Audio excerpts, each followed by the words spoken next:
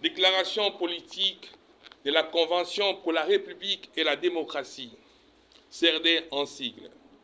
Nous, Convention pour la République et la démocratie en sigle CRD, parti politique membre de l'Union sacrée de la nation, suivons sans condition, mais avec conviction, la vision salvatrice du président de la République, chef de l'État, son Excellence Félix Antoine Tshisekedi Tshilombo. C'est ainsi que, sans plus tarder, lorsque le chef a parlé, nous avons emboîté les pas, en interrogeant notre base, au travers de l'activité organisée le 11 novembre 2024 au stade Vélodrome d'Inkintambo. À la question de savoir si oui ou non, faudra-t-il changer la Constitution, le peuple nous a répondu par 3 fois oui, oui, oui, nous voulons changer la loi fondamentale, qui n'en déplaise aux esprits mal intentionnés.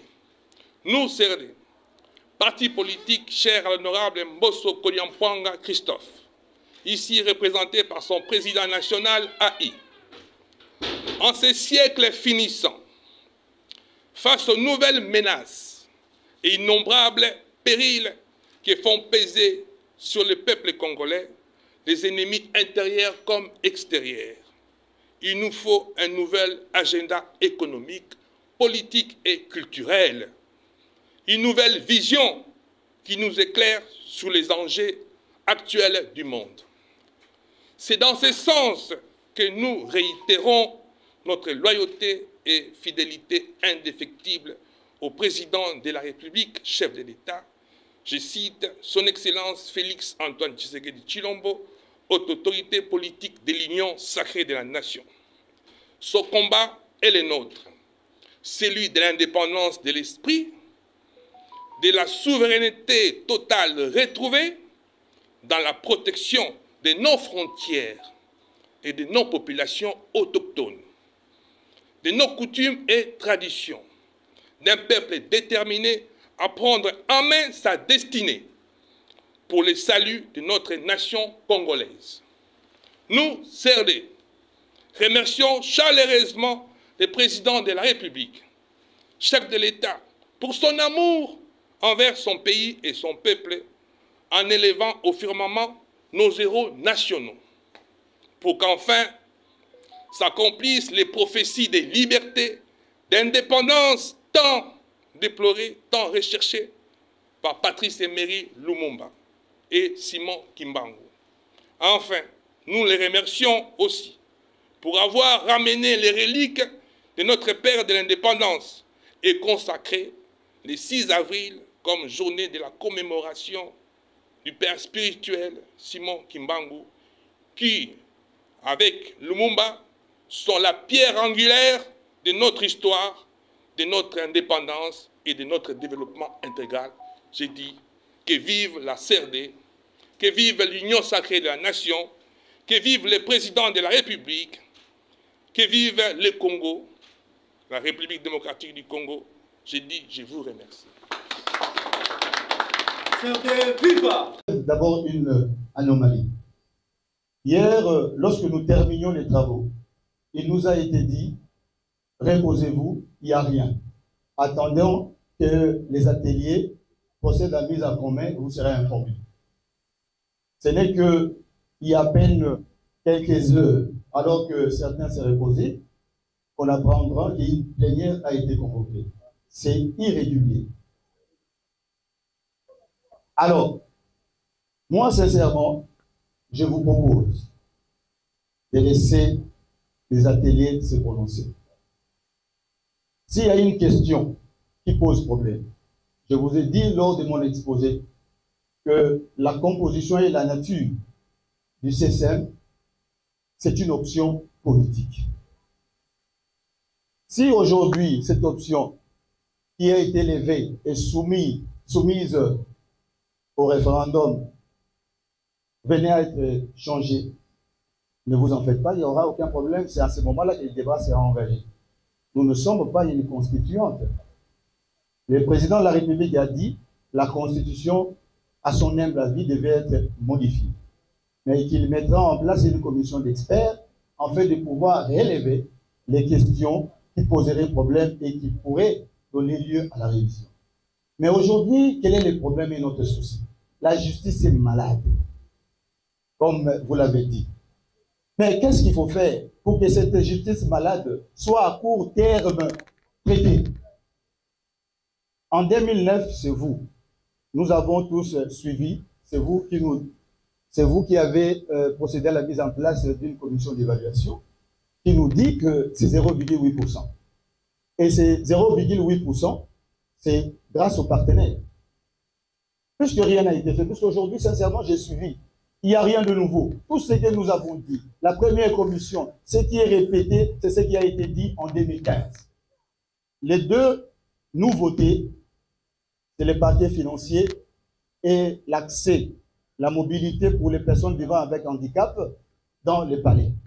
À part ces deux questions nouvelles, toutes les autres questions ont été abordées en 2015.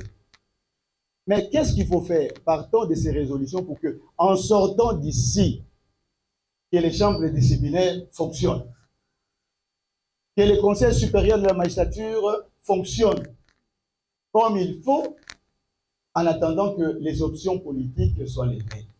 Et il ne nous appartient pas à nous de pouvoir lever les options politiques au regard des questions aussi importantes. Je vous en conjure. Nous n'avons pas besoin, nous les magistrats, d'être forcés à quitter la salle et donner l'impression comme si on bloquait ou on boycottait les travaux.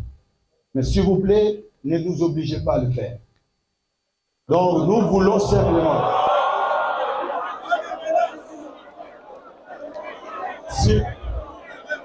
S'il vous plaît. S'il vous plaît.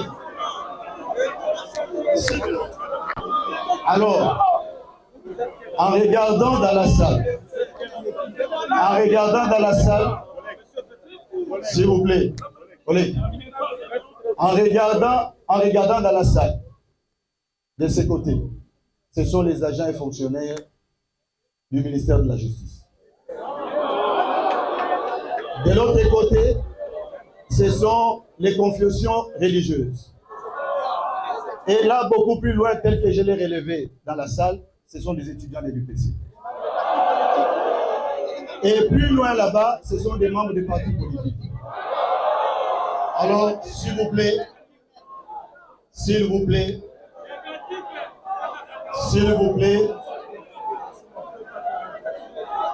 on a suffisamment désacralisé. On a suffisamment désacralisé. On a suffisamment désacralisé les sacrés incarnés par le magistrat, que puisque la justice est entourée d'un mystère. Alors, s'il vous plaît, Monsieur le ministre, laissons les choses se faire, tenant compte des irrégularités par nous relevées, que les ateliers se terminent. On arrête les conclusions à court terme pour que les choses changent.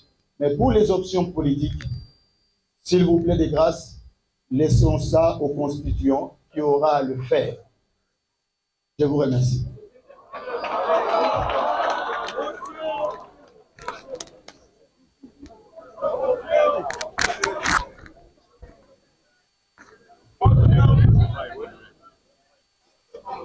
La question du Conseil supérieur de la magistrature ne devrait pas faire l'objet d'un vote dans un atelier. C'est une question d'option politique. On voulait faire passer un mauvais message. C'est que les participants ont opté pour le maintien du CSM. Non, les participants n'ont pas opté pour ça.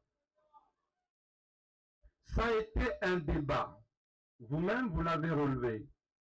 Ici, lorsque vous parlez des agents du ministère de la Justice, mais ce sont des hauts cadres qui participent à l'administration de la justice. Ici, nous sommes en train de réfléchir de la justice, pas de la magistrature. Je respecte beaucoup la magistrature. Je suis moi-même Moi-même, je suis fils d'un magistrat. Moi-même. Ici, ce n'est pas une question de huissiaria. On ne parle pas des huissiers ici. On ne parle pas des avocats ici. On parle de quoi? De quoi? Respectons chaque composante. C'est aussi ça le problème. Tout simplement. Et le rôle du ministre de la Justice, c'est celui-là. Ça, c'est d'une part. D'autre part, je suis d'accord et content que nous puissions laisser les options majeures à la discrétion de qui?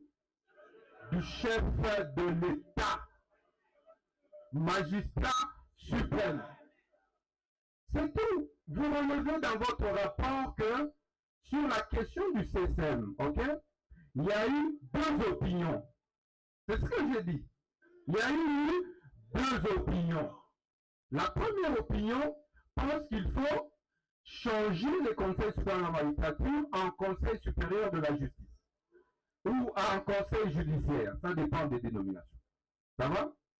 Deuxième opinion, qui est des magistrats, de certains, pas tous d'ailleurs, pense qu'il faut maintenir les statu quo, n'est-ce pas?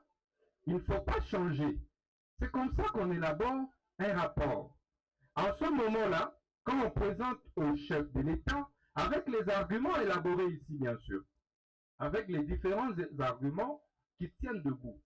Maintenant, le magistrat suprême va décider s'il faudra maintenir ou faire quoi?